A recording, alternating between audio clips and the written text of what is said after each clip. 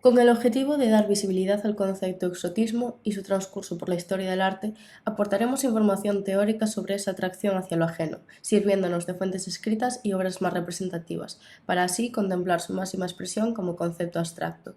Etimológicamente hablando, nos remontamos a la antigua civilización griega, con la traducción exóticos, referida a lo extraño, foráneo o extranjero, aunque acabó derivando en lo insólito o extravagante. En la Real Academia Española nos encontramos con definiciones como extranjero o procedente de un país o lugar lejanos y percibidos como muy distintos del propio, o tendencia a incorporar formas y estilos artísticos de países alejados de la cultura occidental, así como expresiones como de lo que yo carezco. El término o concepto surge en la antigua civilización griega, caracterizado por la aspiración a la sabiduría como fin para conocer el futuro, y lo vemos personificado en la figura de Apolo, y el objeto de aspiración era conocer la sustancia del universo.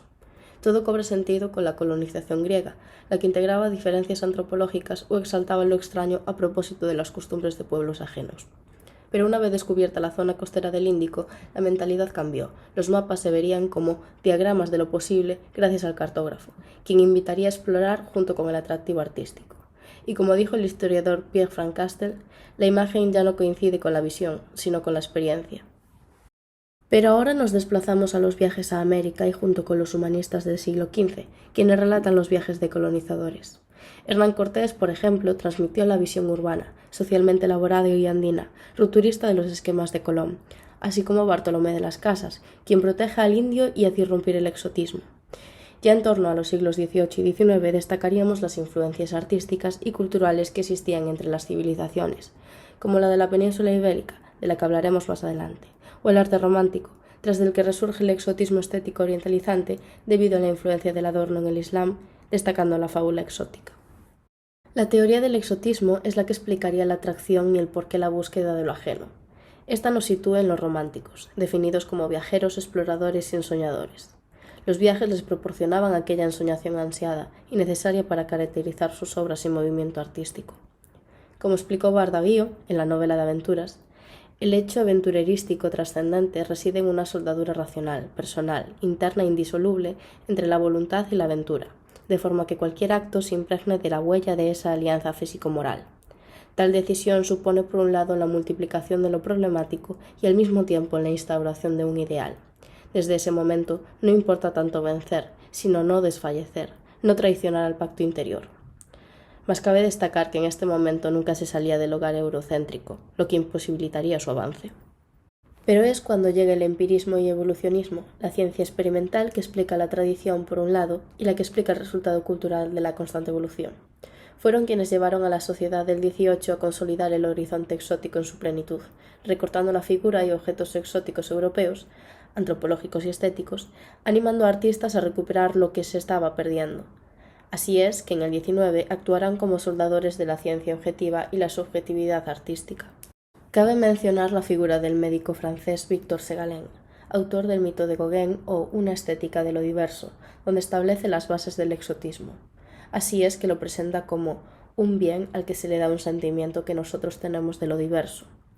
Con ello consiguió dar sentido al conjunto de conocimientos antropológicos y estéticos proporcionados a raíz del colonialismo del XIX y que fue escogido por los literatos y artistas vanguardistas. Claude Lévi-Strauss dejó constancia que la cultura antropológica occidental, por su parte, no confunde lo extranjero con la imitación de ello. Es decir, inspirarse en lo extranjero no es exótico como era anteriormente entendido, lo que nos hace llegar a que el fenómeno avanza por las artes como una moda, que va mudando y experimentando cambios y concepciones para y por el ser humano. Por otra parte, debemos dar gracias a los estudios antropológicos y sus autores, los etnógrafos, estudiando los aspectos y relaciones culturales. En el ámbito artístico, el exotismo fue aplicado a finales del XIX, en movimientos como el romanticismo, más embrionariamente en Alemania, caracterizado por la ruptura con la tradición, la búsqueda de libertad, revolución, rebeldía, subjetivismo e individualismo, lo sensible frente a la razón, la evasión del tiempo y espacio, búsqueda de mundos lejanos y, como no, exóticos. Le siguió el impresionismo en Francia, con el afán por mostrar la impresión visual, la luz y el instante. Rechaza el academicismo, así es que los artistas salen de los estudios, experimentan la exploración. Como máxima expresión del concepto se presenta el posimpresionismo, movimiento en el que los proyectos se realizaban en zonas geográficas distintas. El artista era considerado un genio, pues plasmaba su psicología en el arte ayudado de la inspiración de lo ajeno. Aquí destacan las figuras de Cézanne, Van Gogh o Gauguin, quienes inspirarán a los siguientes modernistas, al Art Nouveau, hasta llegar al XX, con el fauvismo y el expresionismo, donde se presenta el interior del artista, aunque el exotismo será el factor que auxilia el arte. En las letras españolas del siglo XVIII, lo exótico se puede concebir como un secreto, fuente de misterio, capacidad de producir interés y mantener tensión. Mueve al escritor en el deseo de aventura, ansia de huida o búsqueda de la felicidad.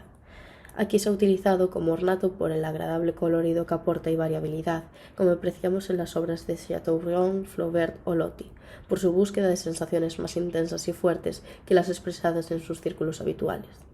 Los viajes de Alibey por África y Asia es un caso particular, pues implica una transformación del individuo, un cambio de personalidad en sus viajes a la Meca, Egipto y demás, con un impresionante relato acompañado de detalladas descripciones, mapas, dibujos a mano y un rechazo de la sociedad mercantilista e industrial y búsqueda de una autenticidad primitiva, que servirá como base en el resto de ejemplos. Así se genera un interés por los relatos de viajes, impulsando la publicación de antiguos periplos como Viaje a Constantinopla en el año 1784, de José Moreno.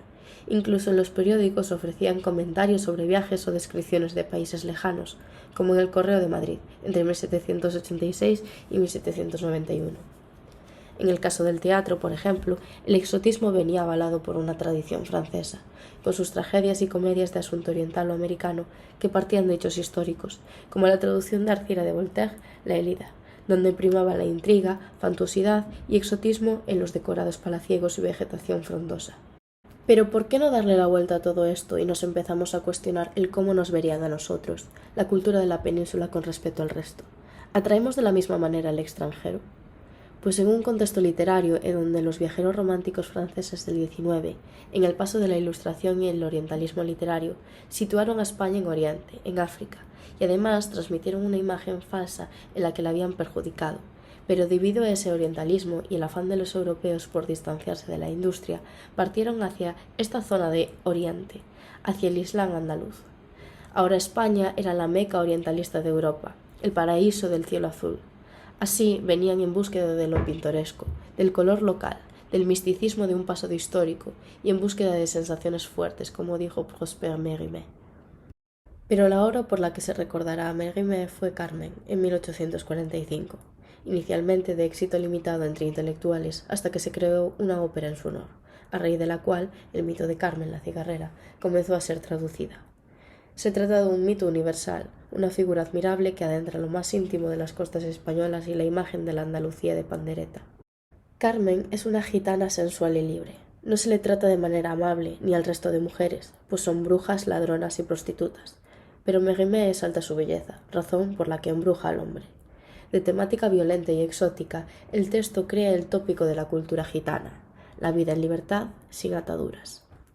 Así es emblema de una mujer seductora, de donde surgirá su mito, una imagen construida de ojos extranjeros en la que Carmen reúne los atributos simbólicos de la feminidad imaginada en Occidente.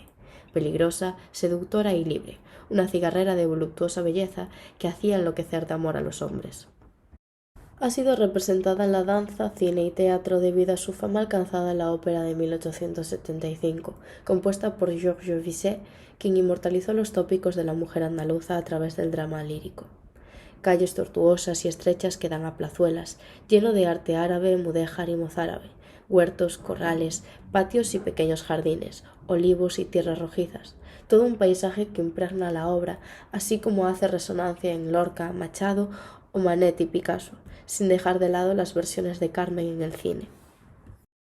Son muchas las películas inspiradas en el mito, 10 versiones casi literales tituladas incluso Carmen, como la de Rowe Walsh o la de Cécile V. o la parodia de ambas por Charles Chaplin, y donde la música jugó un papel importante fue en Sangre Gitana, en 1918 dirigida por Lubitsch. Pero para que veamos cómo este exotismo hispano ha llegado hasta los últimos tiempos, en la película de Carlos Saura en 1983 se recreó la arquitectura refinada y la ficción de la historia de Carmen dentro de un espectáculo de flamenco, enfrentando a la Carmen de la película con la de la ópera de Bizet, confundiendo sus vidas y entrelazando su destino en un juego de analogías. Una bailadora guapa y joven que consigue ser protagonista del espectáculo flamenco inspirado en dicha ópera, en donde encuentra la pasión y el amor de la mano de su coreógrafo, quien cae rendido ante ella y su arte. Pero toda la obra alberga una fuerza sentimental que se cierra en un drama final, de expresión viva, lo que aquí conoceríamos como exótico.